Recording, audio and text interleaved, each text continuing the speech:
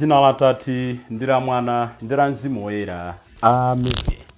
Mnyamata iwe ndikuti dzuka, uka, khalanso ndi moyo.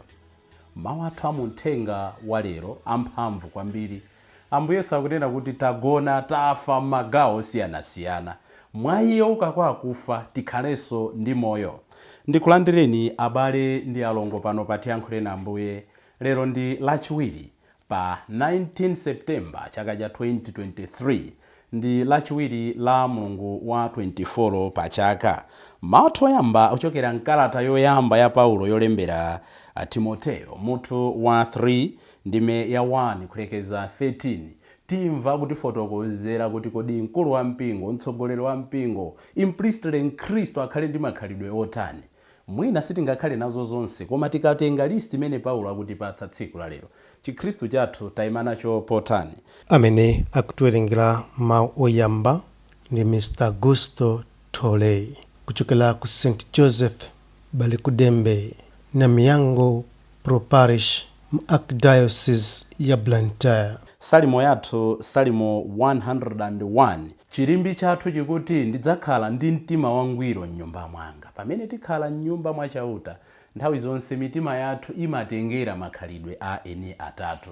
Mawu amuthenga wabwino ndi monga adalembera Luka oyera mutu wa 7 ndime ya 11 kulekeza 17. Ambuye Yesu aukitsa mnyamata amene anamwalira m'mudzi wa Naini, amene mayi ake anali amasiye.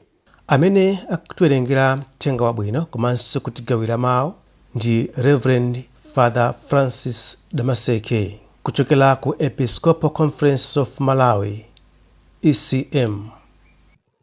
Mawu oyamba. Mawu amkalata yoyamba ya Paulo oyera kwa Timoteyo. 1 Timoteyo mutu 3 kuyambira ndime yoyamba kulekeza ndime ya 13. Abale, awa ndi mawu otsimikizika ndithu akuti ngati munthu afuna ntchito yakuyang'anira mpingo, akukhumba ntchito ya ulemu. Woyang'anira mpingo azikhala munthu wopanda chokayikitsa, akhale wamkazi mmodzi yekha, akhale wodzigwira, wamaganizo anzeru, waulemu, wosamala bwino alendo, ndi wotha kuphunzitsa.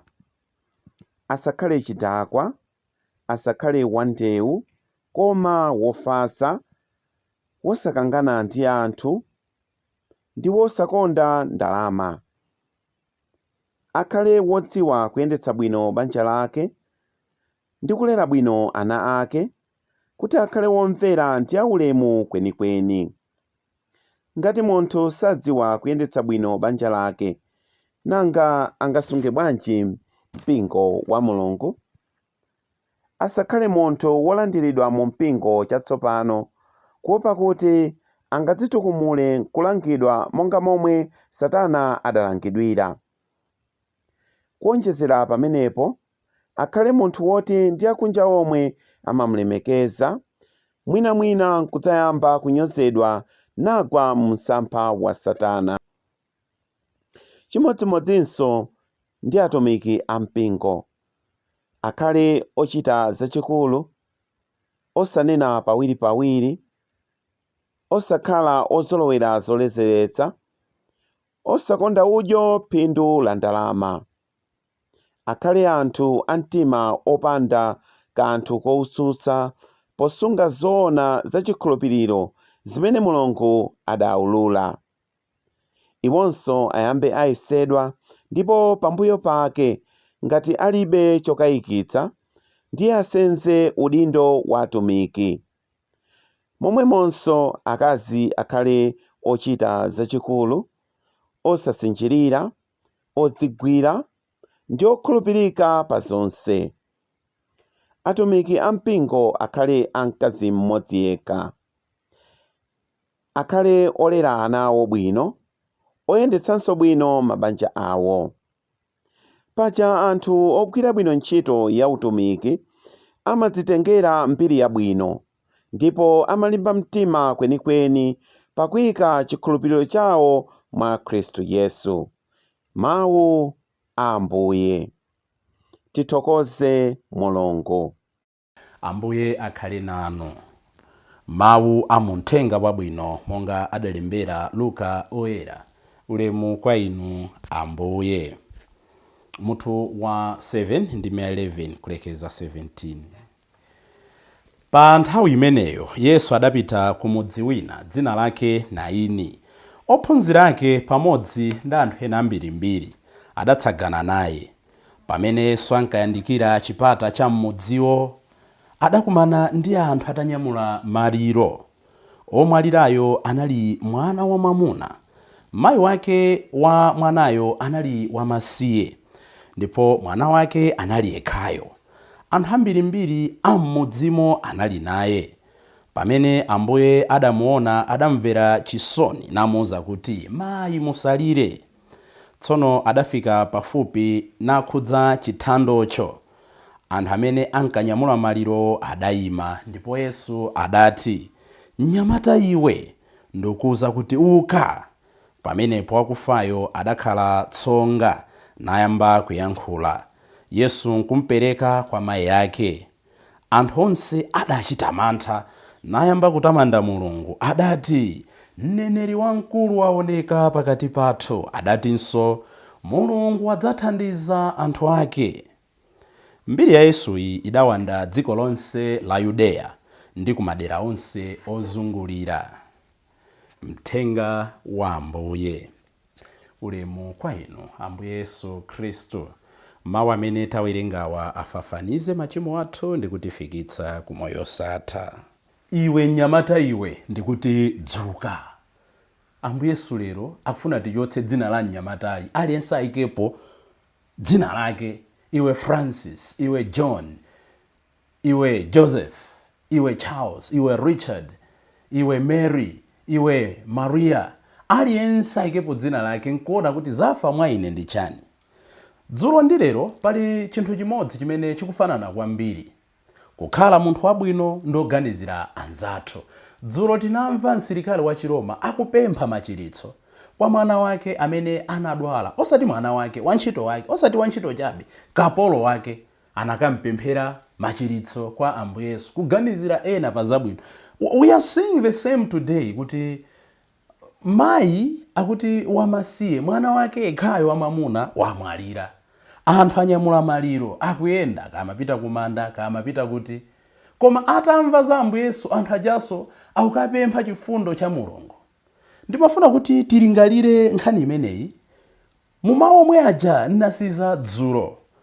The book of Proverbs chapter 22 verse 1, buku la Miyambo 22 ndi 1 limanena kuti tisayiwale, mbiri yabwino imaposa siliva ndi golide.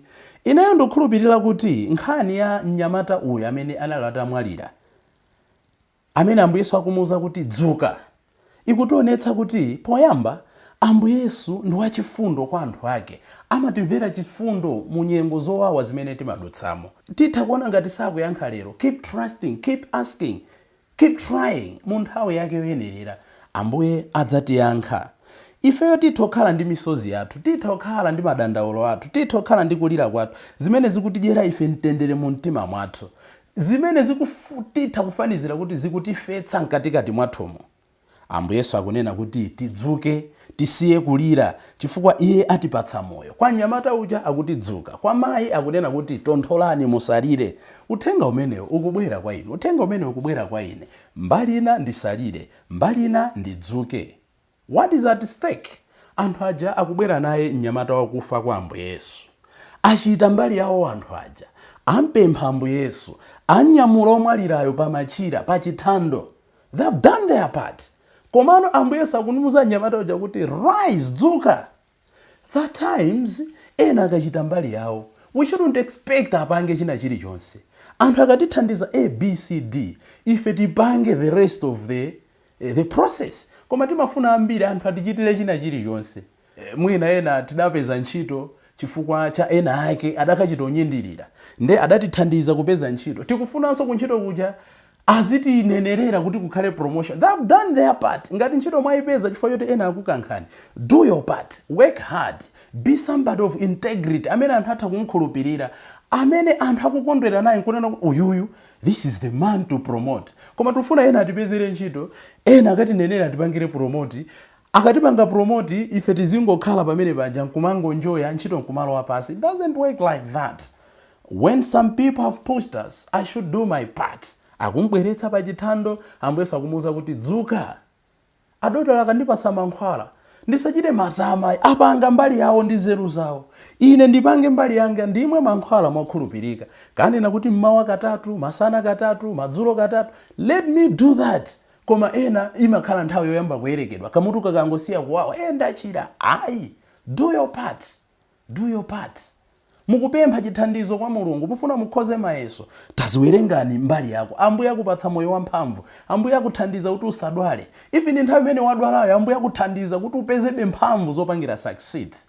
Timapereka zitsanzo tili ana amatiuza kuti ukupempha kuti Ambuye akuombole m'manja mwa mikango. Amatiuza ife aphunzitsa kuti litonse kuti mbali yako zithamanga. You never know. Mkango ogwera mdzenje. Koma wangoyima, hey Ambuye mkango afika. Siziyenda. So the guy Ambuye akumuwuza kuti dzuka monga akuzira inu ndine. China ine ndikukhulupirira kuti this son must be a good son. He must be a good man. Tisayiwaletu kuti mu nthawi yawo kukhala ndi mwana wamamuna, it was everything. Chuma chimapita kwa mwana wamamuna. Kandi munda everything. Anali ngati cholowa m'malo. Choncho anthu awo akudziwa kuti ngati wamwalira ndi mwana yekhayo wamamuna, amayi awo alibenso china chilichonse. But I'm saying, I believe the son was a good man. Just imagine akanakhala kuti anali obowa. Anthu aja akanango, ause ndi mtendere, chipite chimativutitsa, chimatitukwana, chimatibera, chimakhazira anthu. Ayi, akumvera chisoni, mayi wataya mwana wake yekha wamamuna. Be useful, be good people. Ndikhale wabwino in society imene ndili. Kuti zina zake zikandichitikira anthu anene kuti munthu wabwino akuvutika. Si onse anganene, even atanena mmodzi kuti munthu wabwino. That's enough. After witnessing the miracle, the people of Nain praised God for what they had witnessed. Inu ndine, tili nazo zifukwa zambiri zoti tizimthokozera Mulungu. Mulungu akhala kutichitira zambiri. Lero mmene kwachera muja Mulungu atichitira kale zazikulu. Ena nkumatsutsa kuti abambo mmene ndavutikira. Muli ndi moyo. That's the greatest thing you can boast about. You can brag about. Tosefe tili ndi moyo. Titokhala ndizokhumudwitsa, titokhala ndizotsamwitsa. But the fact kuti lero tadzukanso ndi moyo, lero tikumvera mawu ake, tisaumitse mitima yathu ngati kumasa ndi kumeriba. Koma chimene tichite monga anachitira anthu akuneini aja. Ataona kuti mwana uja wakhalanso ndi moyo, they started praising God. Atamandike Mulungu wa Isaki, atamandike Mulungu wa Abrahamu. Inu ndine Mulungu akatichitira zazikulu. Inu ndine Mulungu amatichitira zazikulu. Timamthokoza motani. Timakamba mobwereza sabata yatha. The only way to show gratitude to God is to save others. Mulungu akatichitira zazikulu tipite tikatumikire anthu ena.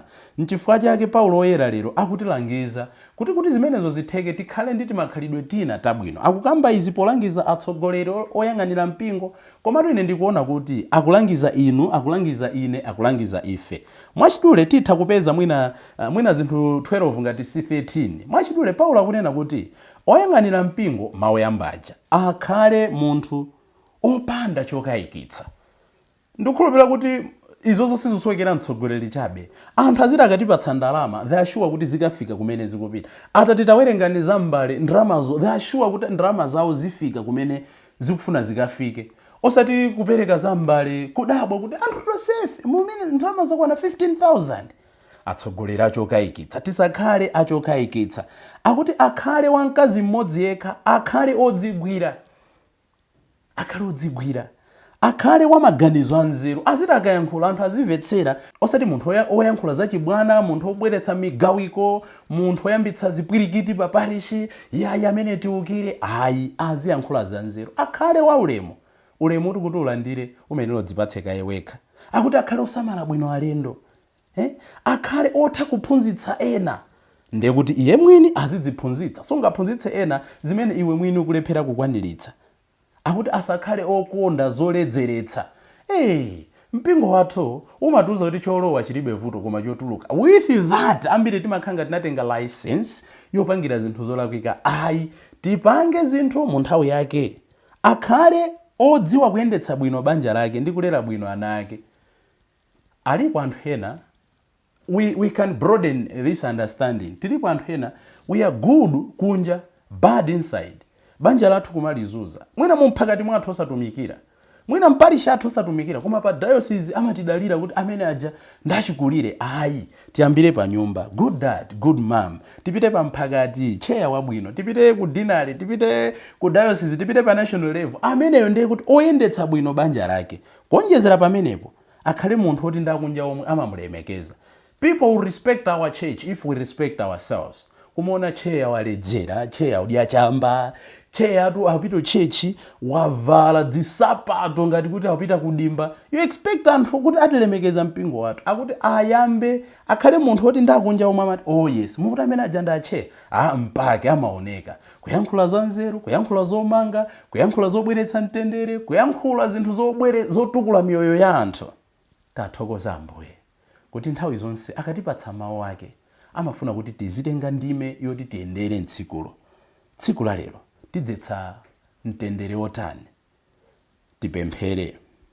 Ambuye Mulungu, tsegulani mitima yathu, tithandizeni ndi moyo wathu kuti tikhale anthu obweretsa kusintha pakati pathu. Tipangitse ena kuti asekerere, tipangitse ena kuyiwala mavuto, tipangitse ena kuona ulemerero wanu, tapangitse ena kutamanda Mulungu.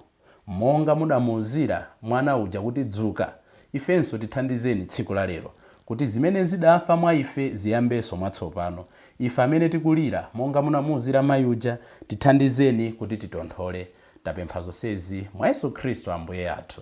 Dzina la Tate ndi la Mwana ndi la Mzimu Woyera. Amen.